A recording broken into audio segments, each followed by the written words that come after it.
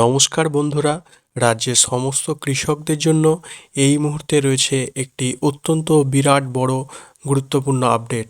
আপনারা যারা এতদিন ধরে পশ্চিমবঙ্গ সরকারের কৃষক বন্ধু প্রকল্পের টাকা পেয়ে আসছিলেন বা যারা পিএম কিষাণ সম্মান নিধি প্রকল্পের টাকার জন্য অপেক্ষা করছেন, তাদের জন্য কৃষি দপ্তর থেকে এবং নতুন কৃষিমন্ত্রীর তরফ থেকে একটি মস্ত বড় আপডেট সামনে এসেছে।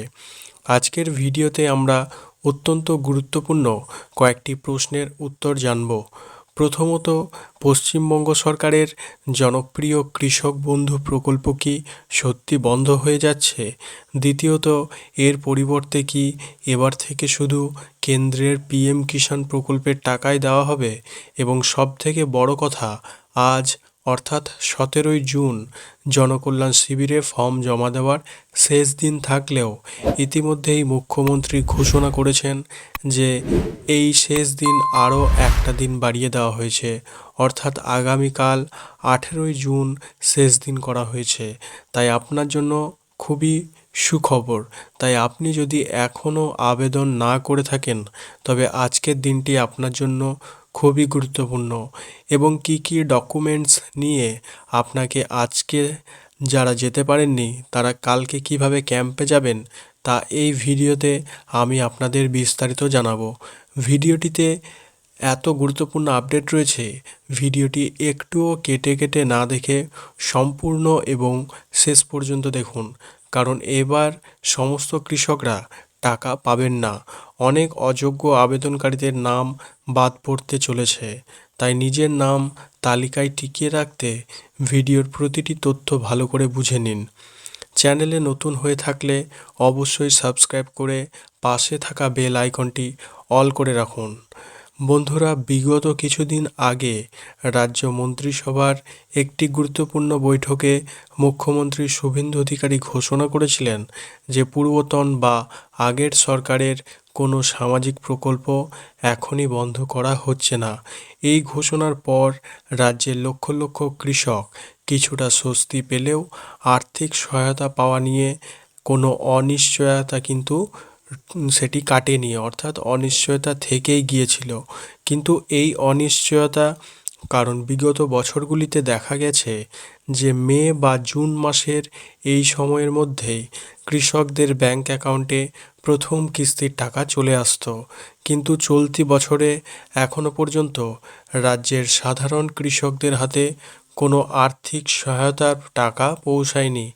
এর ফলে গ্রাম বাংলার কৃষকরা উন্নত মানের সার, বীজ এবং অন্যান্য কৃষি উপকরণ কিনতে মারাত্মক সমস্যার সম্মুখীন হচ্ছেন। অনেক জমিতে পর্যাপ্ত পরিমাণ সার দেওয়াও সম্ভব হচ্ছে না, যার সরাসরি প্রভাব পড়তে চলেছে ফসল উৎপাদন এবং গুণগত মানের ওপর। এই চরম চিন্তার মাঝেই রাজ্য সরকারের বিভিন্ন দপ্তরের মন্ত্রীদের দায়িত্ব বণ্টন সম্পূর্ণ হয়েছে এবং আমাদের রাজ্যের কৃষি দপ্তরের নতুন দায়িত্ব পেয়েছেন কৃষিমন্ত্রী দুধকুমার মণ্ডল মহাশয়। দায়িত্ব নেওয়ার পর প্রথম দিনেই তিনি কৃষকদের আর্থিক সহায়তা নিয়ে একটি মস্ত বড় ইঙ্গিত দিয়েছেন, যা নিয়ে রাজ্য রাজনীতি এবং কৃষক মহলে তোলপাড় শুরু হয়েছে। দায়িত্ব নেওয়ার প্রথম দিনেই নবান্নের আধিকারিকদের সাথে একটি উচ্চ পর্যায়ে বৈঠক করেন নতুন ডবল ইঞ্জিন সরকারের কৃষিমন্ত্রী দুধকুমার মণ্ডল। বৈঠক শেষে তিনি সংবাদ মাধ্যমের মুখোমুখি হয়ে স্পষ্ট জানিয়ে দেন যে পূর্বতন সরকারের কৃষক বন্ধু প্রকল্পে হয়তো আর থাকছে না। তার জায়গায় এবার থেকে বাংলার কৃষকদের ভরসা জোগাতে পশ্চিমবঙ্গে পুরোদমে চালু করা হবে প্রধানমন্ত্রীর নিজস্ব প্রকল্প, প্রধানমন্ত্রী কিষাণ সম্মান নিধি বা পিএম কিষাণ প্রকল্প। শুধু তাই নয়, একইভাবে আগের সরকারের বাংলা ফসল বীমার জায়গায় এবার থেকে চালু হবে কেন্দ্রীয় প্রকল্প প্রধানমন্ত্রী ফসল বীমা যোজনা। মন্ত্রীবাবু আরও একটি মারাত্মক দাবি করেছেন। তিনি বলেছেন, লক্ষ্মীর ভাণ্ডার প্রকল্পের মতো কৃষক বন্ধু প্রকল্পেও নাকি বহু অযোগ্য উপভোক্তা ঢুকে আছেন, যারা নিয়ম না মেনেই সরকারি টাকা সুবিধা নিচ্ছিলেন। তাই খুব শীঘ্রই একটি বড় ভেরিফিকেশন বা স্ক্রুটিনি শেষ করা হবে। ইতিমধ্যে সেই স্ক্রুটিনি শুরু করেছে রাজ্য সরকার। এই সমস্ত অযোগ্য চাষিদের নাম তালিকা থেকে ছেঁটে বাদ দেওয়া হবে। এখন আপনাদের মনে প্রশ্ন আসতেই পারে যে যারা আগে থেকে কৃষক বন্ধুর টাকা পেতেন তাদের কি হবে? মন্ত্রী মশাই জানিয়েছেন, যারা আগে শুধুমাত্র কৃষক বন্ধুর টাকা পেতেন কিন্তু পিএম কিষাণের টাকা পেতেন না, তাদের পিএম কিষাণের সুবিধা পেতে গেলে সম্পূর্ণ নতুন করে আবেদন করতে হবে। তবে যারা আগে থেকেই পিএম কিষাণ এবং কৃষক বন্ধু দুটোতেই টাকা পাচ্ছিলেন, তাদের নতুন করে কোনো ফর্ম ফিল আপ করতে হবে না। এবার আসুন আমরা একটু হিসেব বুঝে নিই, কেন এই পরিবর্তন এবং এতে কৃষকদের লাভ না ক্ষতি হবে। আপনারা জানেন, রাজ্য সরকারের কৃষক বন্ধু প্রকল্পের মাধ্যমে 1 কোটির বেশি কৃষক এবং ভাগ চাষিকে বছরে 2টি কিস্তিতে সর্বনিম্ন 4,000 টাকা করে শুরু করে সর্বোচ্চ 10,000 টাকা পর্যন্ত আর্থিক সহায়তা দেওয়া হতো। অন্যদিকে কেন্দ্রের পিএম কিষাণ প্রকল্পের নিয়ম অনুযায়ী চাষিরা বছরে 3টি কিস্তিতে 2,000 টাকা করে মোট 6,000 টাকা পান। এখানে আরও একটি বড় সমস্যা হলো, পিএম কিষাণ প্রকল্পে আবেদন করার জন্য কেন্দ্রের অনেক কড়া শর্ত রয়েছে। আগের রাজ্য সরকার কিন্তু অন্তর্বর্তী বাজেটে ভূমিহীন ভাগ চাষিদেরও কৃষক বন্ধু প্রকল্পে যুক্ত করার কথা বলেছিল, কিন্তু কেন্দ্রীয় পিএম কিষাণ প্রকল্পে নিজের নামে জমির রেকর্ড থাকা বাধ্যতামূলক। তাই প্রশ্ন উঠছে, বাংলার যে সমস্ত ভাগ চাষিরা এতদিন কৃষক বন্ধু টাকা পাচ্ছিলেন তাদের এবার কি হবে? এছাড়াও বাংলার ফসল বীমার ক্ষেত্রে কৃষকদের নিজেদের পকেট থেকে একটা টাকাও প্রিমিয়াম দিতে হতো না, পুরো টাকা রাজ্য সরকার দিত। কিন্তু কেন্দ্রীয় প্রধানমন্ত্রী ফসল বীমা যোজনায় কৃষকদের ন্যূনতম হলেও একটা প্রিমিয়াম টাকা দিতে হয়। যদিও কৃষিমন্ত্রী দুধকুমারবাবু আশ্বাস দিয়েছেন যে চাষিদের স্বার্থ রক্ষা করাই তার একমাত্র লক্ষ্য এবং তিনি এই সমস্ত সমস্যাগুলি খতিয়ে দেখে ব্যবস্থা নেবেন। এবার আসি সব থেকে জরুরি বিষয়ে। রাজ্যে গত 15, 16 এবং আজ 17ই জুন যে জনকল্যাণ শিবির বা বিশেষ ক্যাম্পের ব্যবস্থা হলো, সেখানে কিন্তু পিএম কিষাণ প্রকল্পের নতুন আবেদনের ফর্ম জমা নেওয়া হচ্ছে।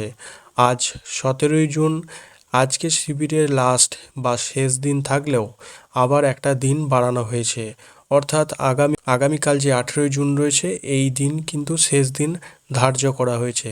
তাই আপনি যদি এখনও ফর্ম জমা না দিয়ে থাকেন তবে আপনার নিকটবর্তী ক্যাম্পে আগামীকালই যোগাযোগ করুন। এছাড়া আপনারা চাইলে অনলাইনের মাধ্যমেও পিএম কিষাণ পোর্টালে গিয়ে আবেদন করতে পারবেন। টাকা কবে পাবেন তা নিয়ে একটি বড় আপডেট রয়েছে।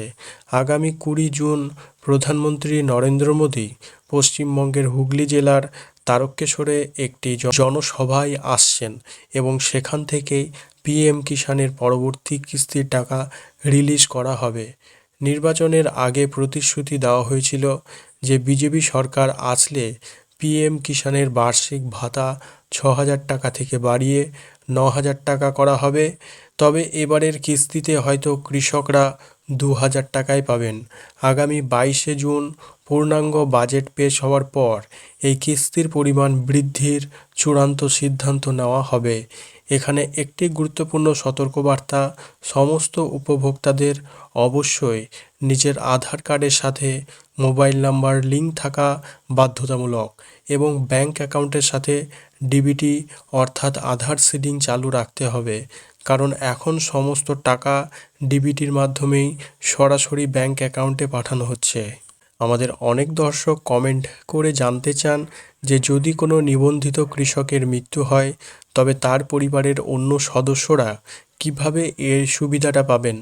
নিয়মটা খুব ভালো করে শুনে নিন। যদি কোনো পিএম কিষাণ প্রাপক কৃষকের মৃত্যু হয় তবে প্রথমে তার আগের অ্যাকাউন্টটি বন্ধ করতে হবে। এর জন্য ব্লক স্তরের কৃষি অফিসে অর্থাৎ এডিএ অফিসে গিয়ে কৃষকের ডেথ সার্টিফিকেট বা মৃত্যু শংসাপত্র জমা দিয়ে পোর্টাল থেকে নাম বাদ দেওয়ার আবেদন করতে হবে। মনে রাখবেন, মৃত্যুর পর যদি কোনো ভুলবশত কিস্তির টাকা অ্যাকাউন্টে ঢুকে থাকে তবে তা সরকারি নিয়ম মেনে ফেরত দিতে হবে, অন্যথায় ওয়ারিশদের নতুন আবেদন আটকে যেতে পারে। এরপর মৃত কৃষকদের জমিটি আগে ওয়ারিশদের নামে মিউটেশন বা রেকর্ড করিয়ে নিতে হবে, কারণ পিএম কিষাণ পোর্টাল সরাসরি বাংলা ভূমি পোর্টালের সঙ্গে লিঙ্ক করা থাকে। নিজেদের নামে নতুন খতিয়ান বা পর্চা না আসা পর্যন্ত আপনি আবেদন করতে পারবেন না। জমি নিজের নামে রেকর্ড হওয়ার পর যোগ্য ওয়ারিশ যেমন স্ত্রী বা ছেলে বা মেয়ে পিএম কিষাণ পোর্টালে গিয়ে নিউ ফার্মার রেজিস্ট্রেশনে নতুন করে আবেদন করবেন। আবেদনের সময় নিজের আধার কার্ড, নতুন পর্চা, ব্যাংক অ্যাকাউন্ট এবং ব্লক অফিস থেকে পাওয়া ওয়ারিশন সার্টিফিকেট বা বংশ তালিকা আপলোড করা বাধ্যতামূলক। নতুন করে পিএম প্রকল্পে অর্থাৎ নতুন করে পিএম কিষাণ প্রকল্পে আবেদন করার জন্য কি কি প্রধান শর্ত রয়েছে তা এক নজরে দেখে নেওয়া যাক। আবেদনকারীকে অবশ্যই ক্ষুদ্র বা প্রান্তিক কৃষক হতে হবে এবং নিজের নামে চাষযোগ্য জমির সরকারি খতিয়ান বা রেকর্ড থাকতে হবে। স্বামী, স্ত্রী এবং নাবালক সন্তানদের নিয়ে একটি পরিবার ধরা হয়। নিয়ম অনুযায়ী এক পরিবার থেকে কেবল একজনই এই সুবিধা পাবেন। স্বামী স্ত্রী উভয়ে আলাদা আবেদন করলে তা বাতিল বা হোল্ড হয়ে যাবে। আবেদনকারীর ব্যাংকের সাথে আধার লিঙ্ক থাকা এবং বায়োমেট্রিক বা ওটিপির মাধ্যমে ইকেওয়াইসি করা বাধ্যতামূলক। কৃষকের জমির মালিকানা সাধারণত 1 ফেব্রুয়ারি 2019-এর আগে হতে হবে। এরপরে জমি কিনলে কিছু আইনি ব্যতিক্রম বা অসুবিধা হয়, তার জন্য এই সুবিধা পাওয়া যায় না। তবে উত্তরাধিকার বা ওয়ারিশন সূত্রে জমি পেলে এই নিয়মে সম্পূর্ণ ছাড় রয়েছে। জনকল্যাণ শিবিরে বা অনলাইনে আবেদন করার জন্য যে যে ডকুমেন্টগুলো সাথে রাখবেন সেগুলো হলো জমির আপডেটেড রেকর্ড, খতিয়ান বা পর্চা, আধার কার্ড, মোবাইল নাম্বার লিঙ্ক করা, ভোটার কার্ড, আধার কার্ড সংযুক্ত ব্যাংকের পাসবুক, পাসপোর্ট সাইজের রঙিন ছবি, স্বঘোষণাপত্র বা সেলফ ডিক্লারেশন ফর্ম, এতে সই করতে হবে, পঞ্চায়েত বা ব্লক থেকে নেওয়া ওয়ারিশন সার্টিফিকেট এবং মূল কৃষকের ডেথ সার্টিফিকেট। তো বন্ধুরা, এই ছিল আজকের সম্পূর্ণ আপডেট। যদিও এখনও পর্যন্ত কোনো অফিসিয়াল নোটিশ দিয়ে বলা হয়নি যে কৃষক বন্ধু আজ থেকেই বন্ধ, তবে কৃষিমন্ত্রীর বয়ান অনুযায়ী পরিষ্কার যে খুব তাড়াতাড়ি রাজ্য এই বিষয়ে নতুন পদক্ষেপ নিতে চলেছে। এই বিষয়ে আরও কোনো নতুন বিজ্ঞপ্তি বা আপডেট আসলে আমি সবার আগে আপনাদের ভিডিওর মাধ্যমে জানিয়ে দেবো। আজকের তথ্যটি ভালো লেগে থাকলে অবশ্যই ভিডিওটিতে একটি লাইক করবেন, বন্ধুদের সাথে শেয়ার করবেন এবং এই ধরনের গুরুত্বপূর্ণ খবরের আপডেট নিয়মিত পেতে আমাদের চ্যানেলটিকে সাবস্ক্রাইব করতে ভুলবেন না। দেখা হচ্ছে পরবর্তী ভিডিওতে। ধন্যবাদ।